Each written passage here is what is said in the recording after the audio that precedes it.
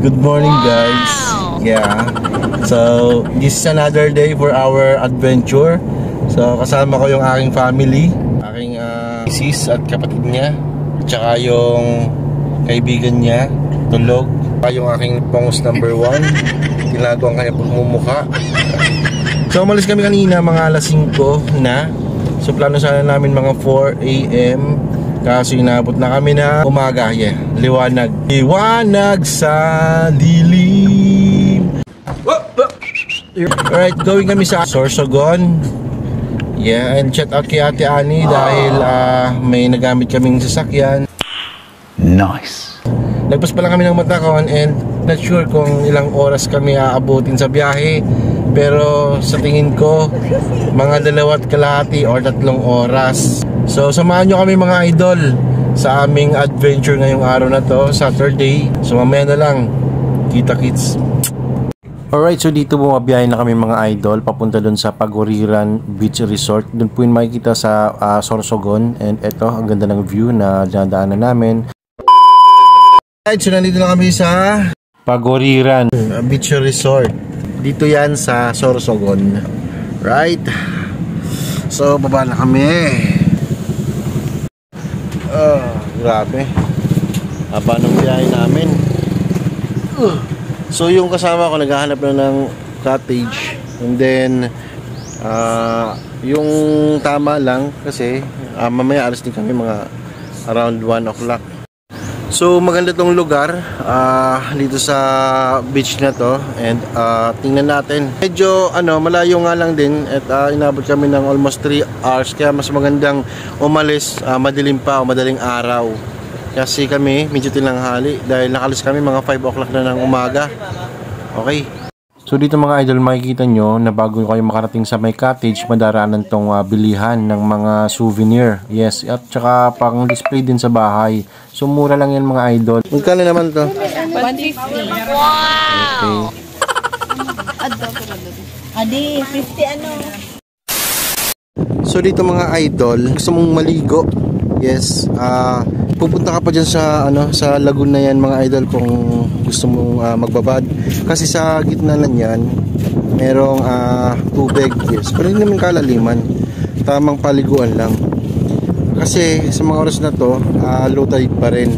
And sabi ng taga rito, nag-high tide daw yung tubig dagat kapag nasa alauna to alas 3. Tulad ngayon, medyo may tubig na konti dito sa dinadaanan natin. Kanina, wala pa tubig. Yes. Pero mamaya, tataas na rin yung tubig dito sa park. So, doon, punta yung mga tao at nagpipictures nila para makakuha ng magandang view. Yes. So, bali dito mga idol, mabato nga lang. Yes, mabato. At kailangan mong mag-ingat. Yeah. So dito kami maliligo sa park na to. Kasi maganda. Yan, ayun marami dyan naliligo dito sa lagoon na to, sa loob niyan. Kasi bukod sa malinaw na, tamang mababaw lang. Okay, tsaka malamig.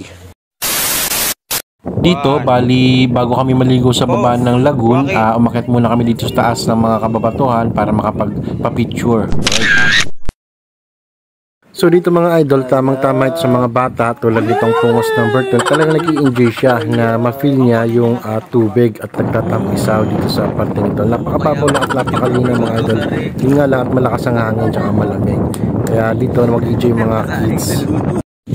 Ayan guys, kung makikita nyo, nagtatampisaw yung mga bata doon sa part na yan. Dahil mababaw lang yung bahagi na yan. So dito naman, mababaw lang din and malinaw. So dito talaga naliligo yung mga bata. Okay na dito kasi sa kabilang yan, malalim na mga idol. Tara tingnan natin para malaman natin. Sabi sa amin malalim na daw kaya bawal daw dyan yung hindi marunong lumangoy. Ano nak? Malalim ba o ano? Malalim. Malalim na? Sige nga, subukan mo nga dyan sa parting yan. Dun sa una na yan, malalim. Mayo ka nga dyan.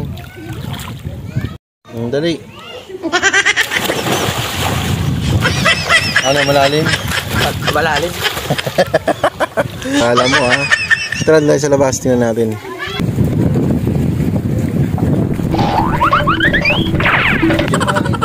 Sa parte na yan, yung bahagi na yan, napakalakas ng alon at napakalalim, kaya napakadelikado na lumangoy tayo doon kasi pwede ihampas sa mga batong ulat nito, laman tigas. So negative tayo dyan, kaya dito lang tayo sa mababaw. Ngayon mga idol, dito naman tayo sa part na to. Tingnan natin, so dito malalim, yes, galiig, pero may mga alimango dito.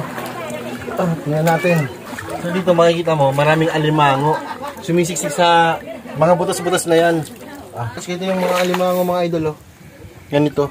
Kaso ang bilis sumiksik sa loob eh. Nagtatago sila eh. Ang ulam na sana yan eh. Sarap ulamin ng promise. Kaso hindi mo kayang kasi mga bato eh, hindi mo mahihila eh. So tara, tingnan mo. Parang malakweba na dito sa part na to. Okay.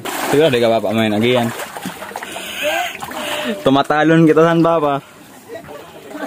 Palitan sila. So negative tayo dyan. Di natin bet yun. Kasi pag tumawid ka dun sa kabilang yun, wala kang choice kundi tumalon ka na lang. Pero pag tumalon ka, malalim. Kaya no choice tayo kundi balik na lang kasi baka di natin kayanin. Lalo't mabigat ako. At mahina sa languyan. So dyan na lang tayo para sure. Let's go. Okay. Dito na lang tayo. Kasi di natin kaya dun sa kabila eh. Dito, langi tayo dito. Tamang-tama lang dito, hindi malalim. Tara. So dito mga idol, bali mababaw pa kasi halos bato pa tong inaapakan namin, oh. Kita mo? Ayun yung mga paa namin. Halos yan. Pero pag tumalon ka na dyan, tulad nun, bali malalim na dyan mga idol. At lagpas tao na. Dyan pa lang makikita mo na. Ayun yung pagitan ng mga bato. Dyan malalim na sa parting yan. At lagpas tao yan. So kung gusto mong hindi ka malunod, dyan ka sa mga bato-batong yan. Para hindi ka malunod kung hindi ka marunong lumangoy. So dito sa part na to, hindi siya masyadong maalon. Pero kapag lumabas ka dyan sa parte na yan, abay nako, malalim na yan. Right? So lalangoy tayo. So tara, subukan natin lumangoy dito sa malalim na bahagi na to. Alright? Yan, tingnan nyo mga idol. Babaw. Pero dyan malalim. Let's go. So dito, sinubukan ko rin lumangoy mga idol para malaman ko kung kaya ko nga rin bang lumangoy sa isang malalim na lugar tulad nito. And yan, para ma-experience ko rin yung ganitong thrill sa part na to. Okay, so yan. Siguro 8 feet yung lalim niya dito. Ang lalim talaga mga idol. Hindi mo kaya, mga 2 tao siguro o 3. Kasi hindi ako makababa ng hindi ko masagad yung pagbaba doon. So hanggang dun lang. Okay. So punta nyo lang dito, ma-experience yung ganito kong kasaya na beach. Dito sinubukan din ng aking pongos number 1 na lumangoy para ma-experience din niya yung lalim na 7 to 8 feet kung kaya niya nga bang langoyin. So yun, at nag-enjoy naman siya.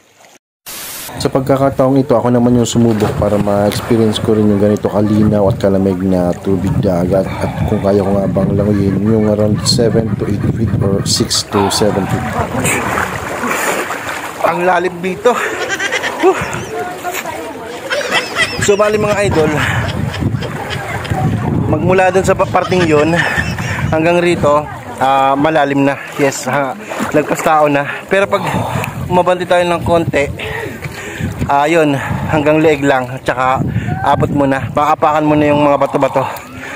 Tulad nito, napakan mo na. Pero dyan sa part na yan, malalim, lagpas tao. I think mga kalahati or mga 6 feet or ganun, mga 6 to 7 feet yung lalim niya. And tumataas na rin yung tubig. Kung makikita nyo, nag-high tide na rin siya. kung makikita nyo sa parting yun, dati walang tubig. Yan. Dati walang tubig pero ngayon meron na. Unti-unti na siyang napupunta sa pangpang yung mga tubig. Pero kanina pagdating namin halos low tide at napakababa lang. Ngayon meron na. Kasi alauna na and mga alas 3 balik na ulit yung mga tubig niyan sa gilid ng parte na yan. Sa parting gilid na yan. Okay? So, masaya, enjoy. And yun. Okay.